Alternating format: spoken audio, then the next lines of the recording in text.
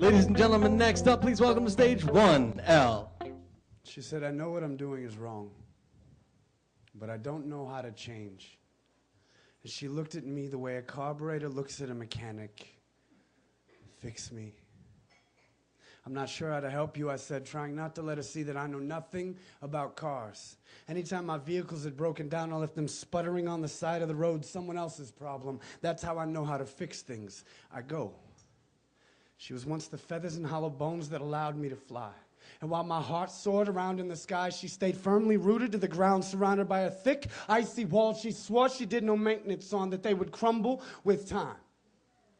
And I had a reminder that walls this great can last generations and be handed down involuntarily to children. I know that time is precious, especially to those of us who don't feel we have it, and neither of us had ever had a love that's lasted. My boy Nano used to tell me that I'd die before I turned 27, and he was 26 when that thug went to heaven, and now I'm over 30. I'm over 30, on time that doesn't feel like mine, because 30, that was the age my mom was when she died. My family's foundation was built on my back, land once owned by a nation of two. Too bad the housing market collapsed and the social stock market crashed. I used to look at her and know I'd never stay clean. She was my drug. I knew I'd always OD. I never knew when I'd had enough. She was my angel dust, my long, slow dream. And I used to say, I hope I don't wake up too soon, because I want to know what this one means, and I want you to know too. Do you love me anymore, she said.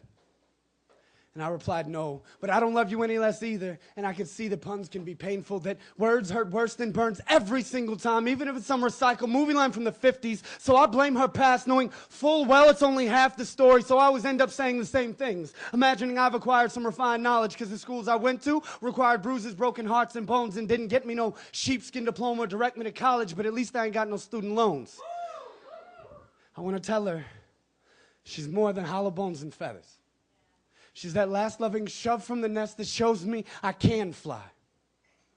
I want to tell her I belong here, handing you the tools to fix your own damn carburetor. I want to say insecurities are our masters, but we hold the keys to set ourselves free. But I don't say any of these things because I'm afraid of sounding too much like a poet. So I say I'm not sure how to help you anymore. And she says nothing, just hugs me, breathing instead of speaking. She's never spoken so loudly. I've never slept so soundly.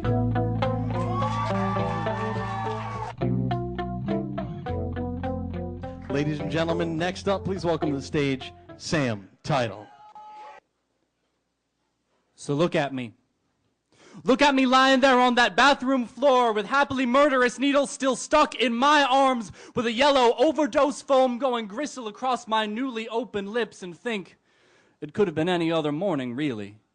I was that many ways dead by the time I was 22, but my first night in LA, I collapsed in the doorway of a bad gay bar and shouted, "Hello! My name is Darby Crash, and I'm here for a one-night-only engagement.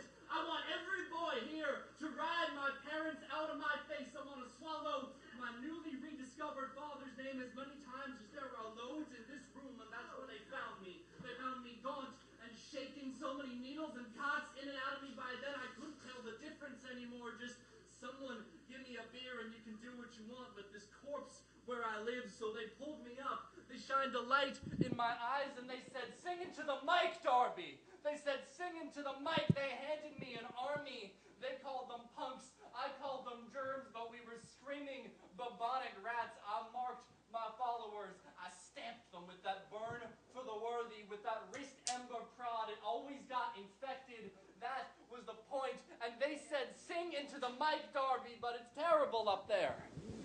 Wearing only lipstick and licorice. My skin was a shirt.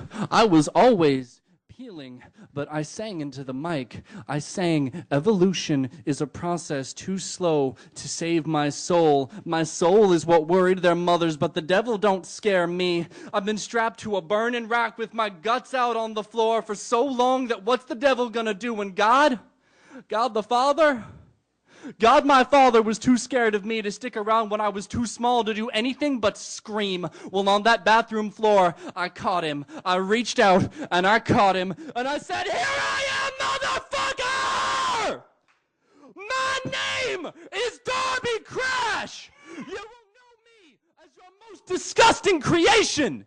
And if you're so afraid of this mouth you made, just wait till you hear my voice.